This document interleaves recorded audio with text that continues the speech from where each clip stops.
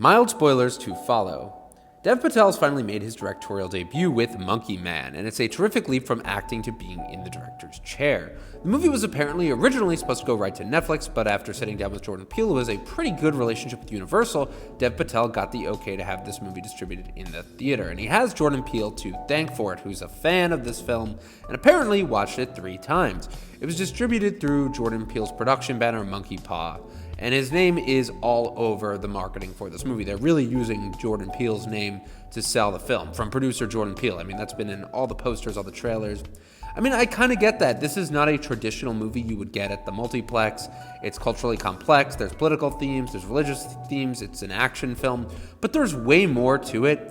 It's got more nuance besides just being action. And while I did enjoy Monkey Man, and I thought it had a lot new to offer, both visually and from its story, it's very fun to watch, it does tread on a few familiar story beats from the action revenge drama, and most heavily from a movie that's even referenced in the film, John Wick.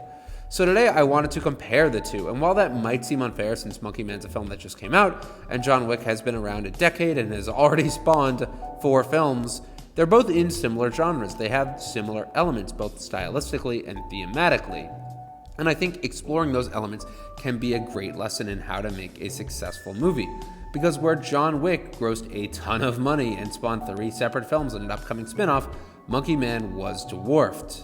And it did not make its money back. And also, it's already releasing on digital platforms on April 23rd, and that's less than 20 days, seriously, since the movie came out. The movie came out April 5th, and that's really no time in the theater. So today, let's explore what Monkey Man does right, what it does wrong, and how it could improve on itself. So let's start with what Monkey Man is about. The film's title is a reference to the legend of Hanuman, which in Hindu is a god who is a half monkey and half human, who has special powers and qualities which he uses to defend good people from evil. And this is alluded to right at the beginning of the film.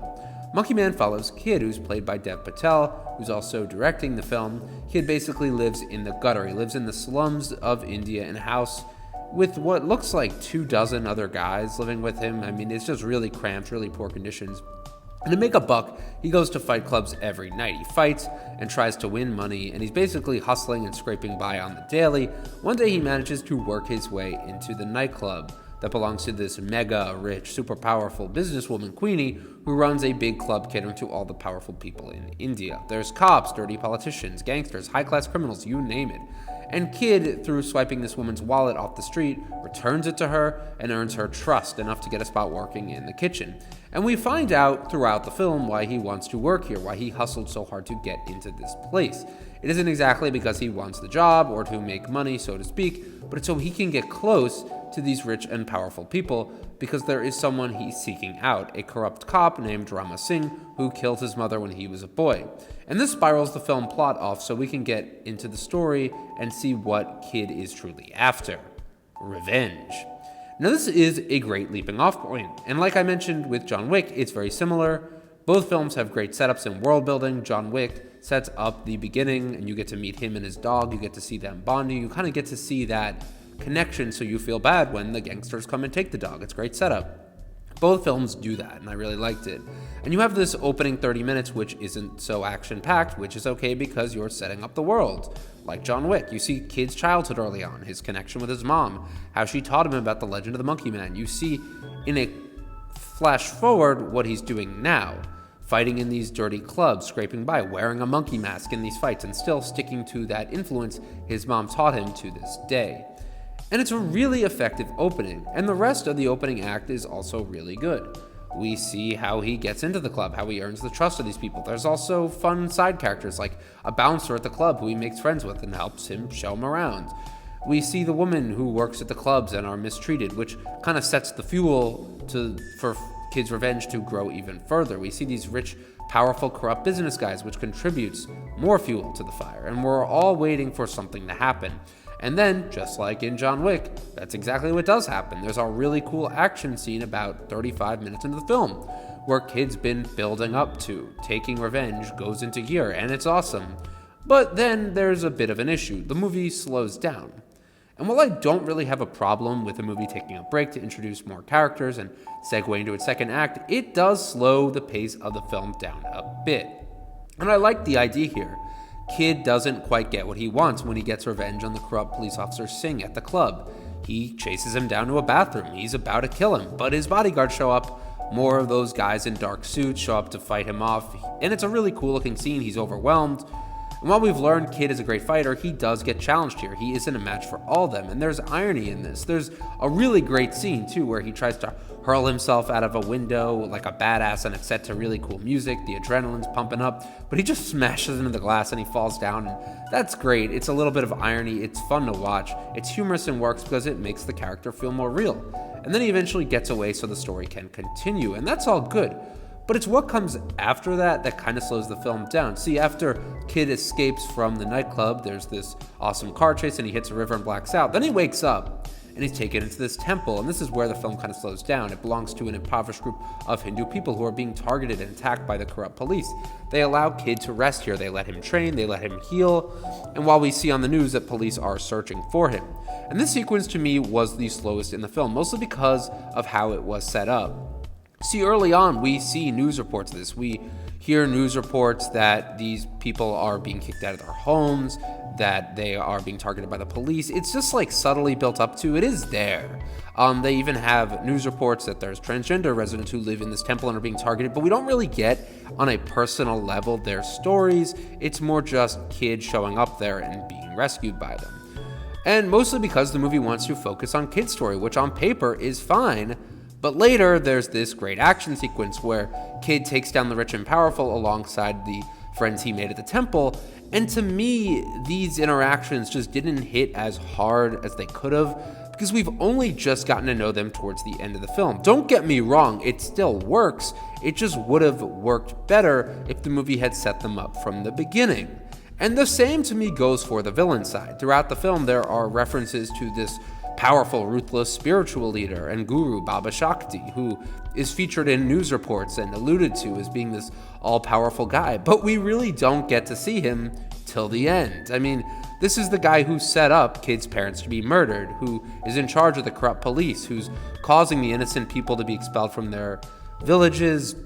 He's a really bad dude, but he doesn't make an appearance until the very end, which just doesn't work for that impact that you might want. Compare that to John Wick, where we get scenes of the villain throughout the film. We get to see how he lives, how he deals with this uprising of power against him. And to be fair, Monkey Man does give you glimpses of it, but in my opinion, it just doesn't feel like enough to warrant this guru as such a bad dude. We need more of him. The movie needs more.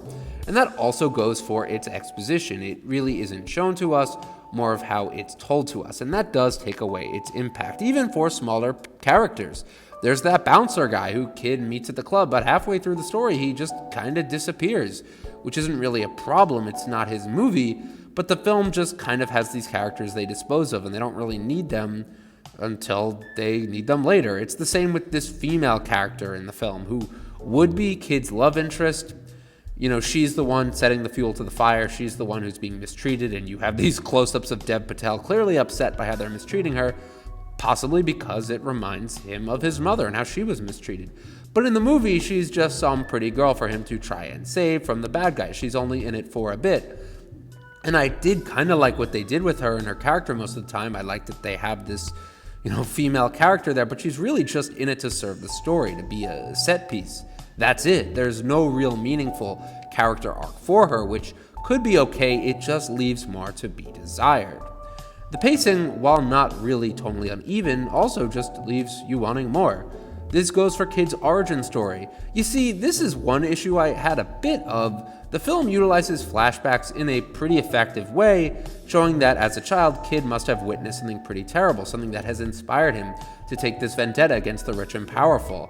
We're wondering why he fights his way into the club, why he's leading this campaign of brutal violence against the corrupt police. And then we see later, more than an hour into the movie while he's training at the temple, this extended flashback, what really happened, because the guy who runs this temple gives him this drug or medicine to try and clear himself of his sins. And then we kind of see what happened. Not really the sins, but just like his pain.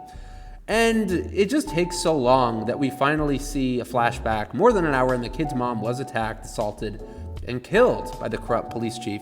And I think this is a very effective way for showing how he heals himself and builds himself up during the training sequence, where he learns to become an even more powerful fighter than he already is. But a part of me wonders, had they just included this at the beginning of the movie, we could have established who the villain is early on, because as it stands, we are left throughout the first act wondering who he's supposed to be fighting, who exactly is he targeting. And it isn't really that clear until we get this information more than an hour into the movie. It just feels like it would have been more effective if they'd placed this early on in the film. All they would have had to do is show Kate's childhood in the first scene, and then cut right away to him in the fight clubs, and nothing would have changed. And I think the villain side too would have had more of an impact throughout the first act. It's still pretty good where the movie stands, and I really did think that the final action scene makes up for the slower pace through the second act. But then again, there's only 2 major action scenes throughout this movie. Only 2 major fight sequences in this film that's being billed as an action film.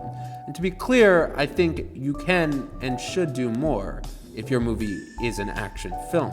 It's totally fine for a movie to be infused with drama and action, but if you're gonna build this as an action film, you just need more of that. And if you're gonna build up the drama, there's a way to structure the pacing and the exposition so we're aware of these things early on instead of flashing back to them later. This film is a bit messy, but overall I really did enjoy it, and I thought it was really well shot. The camera work is great, the casting, the score is amazing, and like I said, the final act really does work very well. It's great action. I'd rather have the movie end strongly than weakly, and I would really say this is almost a slow burn action film leading up to a great final fight. But I do think the movie would have been more successful and probably would have made more money if they had just trimmed it down a bit and heightened the villains more early on in the film. That's how John Wick did it. That's how most revenge action films work and are successful. You can have all these elements, but you have to utilize them in a way that's going to help your audience understand from the beginning.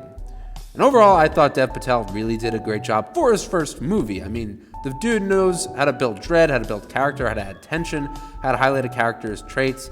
After all, this is his directorial debut, and I would love to see what he makes in the future. I think it's a very promising debut. Let me know what you guys think. If you saw Monkey Man or you plan on seeing it, I do recommend it. I just think there are some lessons people could learn how to make their action films stand out more. So guys, thanks so much for watching. Make sure to check out my other reviews. Let me know any other reviews you want to see. Thank you again for watching.